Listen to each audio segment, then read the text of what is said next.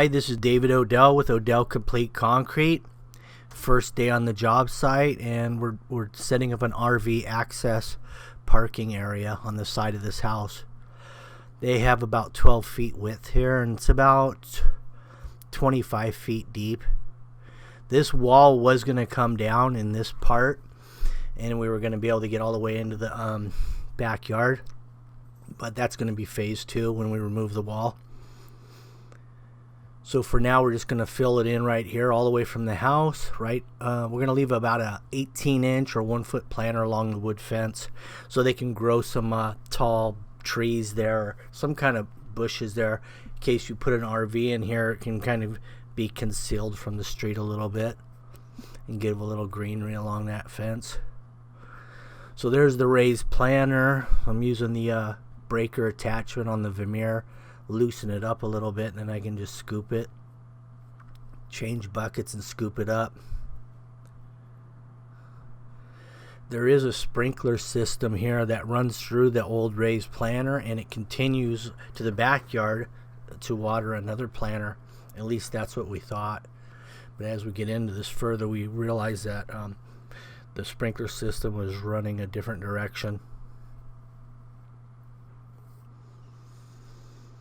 So the way this worked, as you walk through this wall was full height, but the owner started breaking it down a little bit, and then he just stopped because it seemed like it was getting too much work removing it. And then eventually what we're going to do is remove the entire wall and come all the way through, so you'll even have more parking.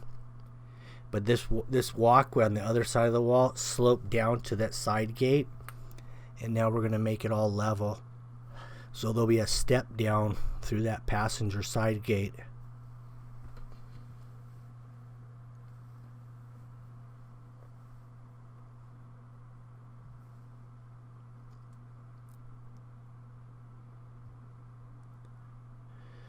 Yeah, even though that it was a 4-inch wide wall, it had 2 end columns where the old gate was hanging here, and it was solid on those H blocks.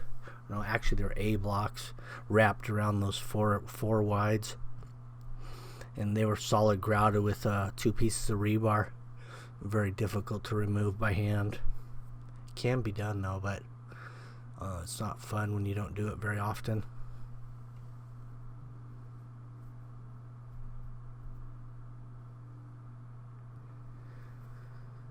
So instead of sloping this like it was initially, hard to the left, we're going to try to make it as level as possible, so if you were to put an RV up here or something, you wouldn't have to do a lot of jacking around to try to get everything functioning in the RV, because like the fridge and stuff like that normally have to be on level ground or they won't run.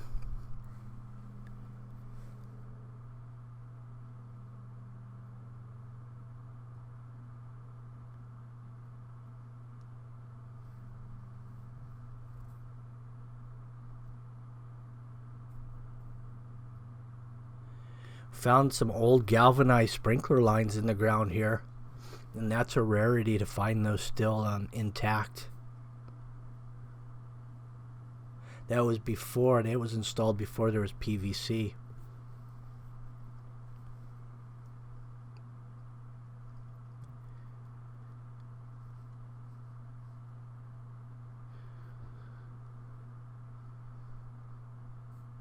So there's your string line, there's your planter space. Now there's a passenger side gate right there on the far right, and that's where the step and landing will be down to city sidewalk. There'll be one step about 7.5, 7.25 high, gets us there. And that still allows us about 1.5 inch cross slope on the top slab. Now we're using that plasti form here because we have the space. Now what I found out about on a straight run with this plasti form is that you need more stakes than on a radius, because you want to hold it straight, and it has a tendency to bow in between the stakes. That's what I was feeling while I was setting it up. So you got to go about almost double what you would on a 2x4 about double the stakes. Probably see the spacing there. It's a lot closer than I normally would do with a 2x4. But I ran that plastiform, reusable, all the way across the top of the step face, and then I underpinned it with a 2x4 because we got like I said, a 7.5, 7.25 inch step height there. So that's my kicker right there, right to the upright, and I'll notch that upright a little bit, and then I just ran it over to something solid, which was the fence post. And that'll hold that from kicking out with that weight of the concrete against it. Then I did the same thing on the other side. And there's your landing right below it. Boom.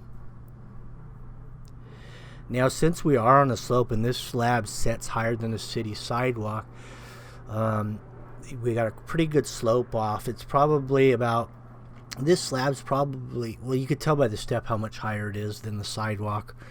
So what I did was I put these, what I call them is earth teeth. And it's a hole. I just take a post hole and I dig a bunch of holes down to about the level or below the top of city sidewalk on the outside of that fence. And that'll hold this slab from sliding downhill and shifting. And erosion wouldn't be a major factor with this particular design.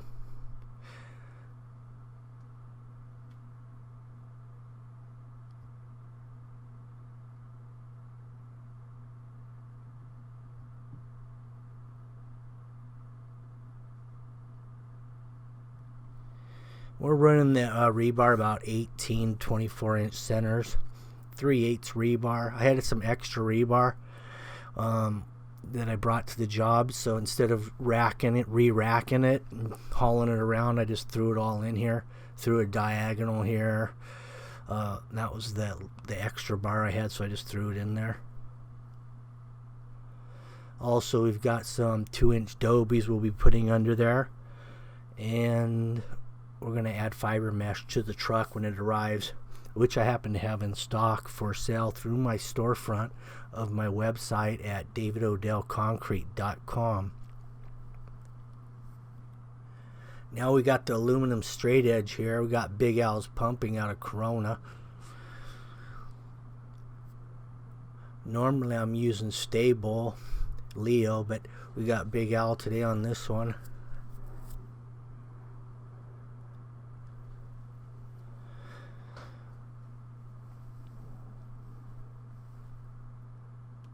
This is a 3000 psi pea gravel pump mix.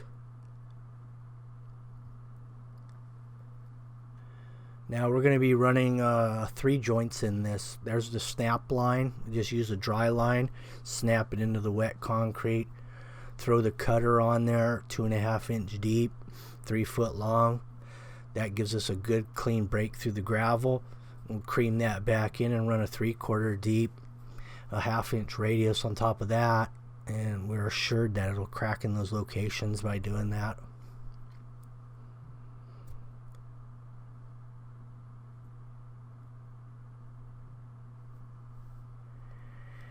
Now that we've got it all laid down, got our joints in, aggregates out of the way, and I'm going to run Big Blue over it and get it nice and flat.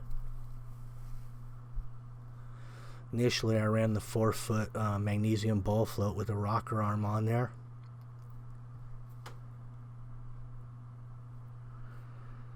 Now I'm dropping a funny trowel on it.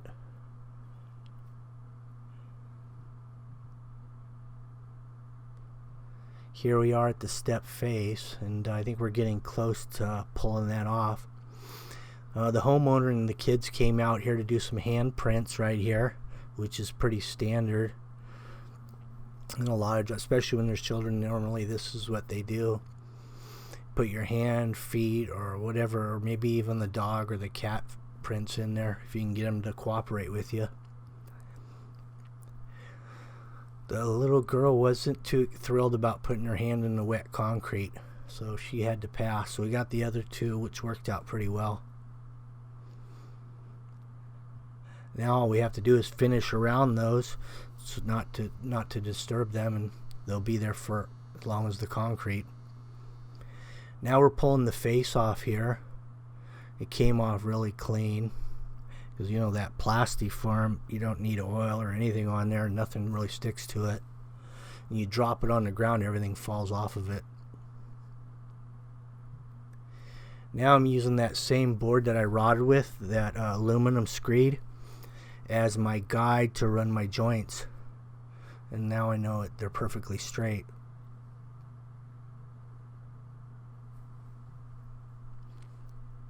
And by the way, that custom hat right there that you see me wearing, I have those also available on my storefront.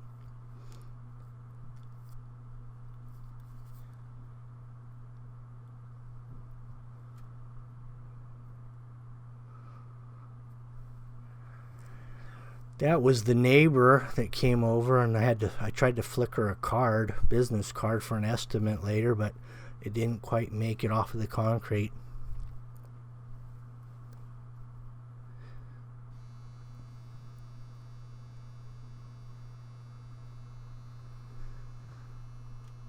Now I'm running a top tool on that. That's a 1/2 inch radius. Also, I ran a cove at the bottom of this step. So we have a radius bottom, radius top, in other words, cove and top tool. Now we got the horsehair broom for the finishing touches here. 50% horsehair, 50% nylon. I have the mini hand one, you can see it on the ground for the face, possibly if I need it.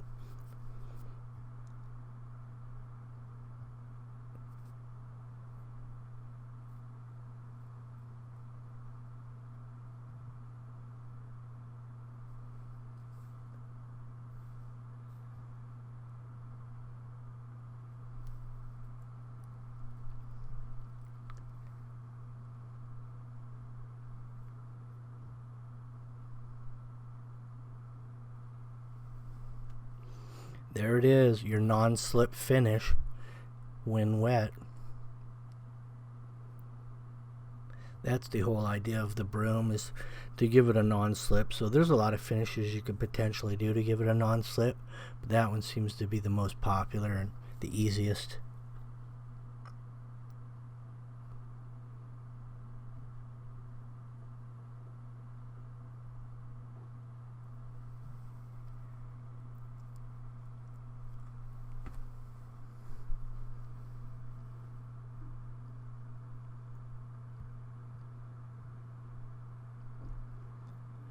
So that's what it looks like when it's all said and done. Although I will be spraying some concrete curing compound on here, just to make sure that it cures out properly. It doesn't cure too fast. What happens when it cures too quickly is it could pull some shrinkage cracks. And that's the idea behind the fiber mesh, is to prevent shrinkage cracking. It's not really a structural type of reinforcement, it's more of just for shrinkage. And that's why you double it up with rebar, so you get the best of both worlds that way. There's the concrete curing compound, and that's an acrylic base, which I prefer. The last video, or a couple of videos, it did some white stuff that stays white until it burns off, but this goes down clear and it stays clear.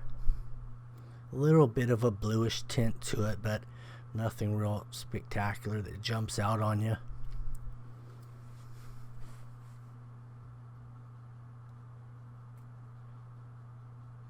Now eventually this will continue all the way through into the rest of that yard there.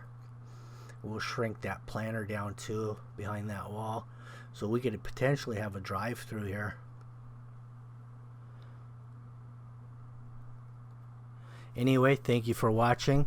Hope you liked this video, and stay tuned because we've got a lot of good stuff coming out. And interesting enough, I got some deals with some other companies, some other kinds of tools that I'm going to be giving away pretty soon here. Have a good one. Bye.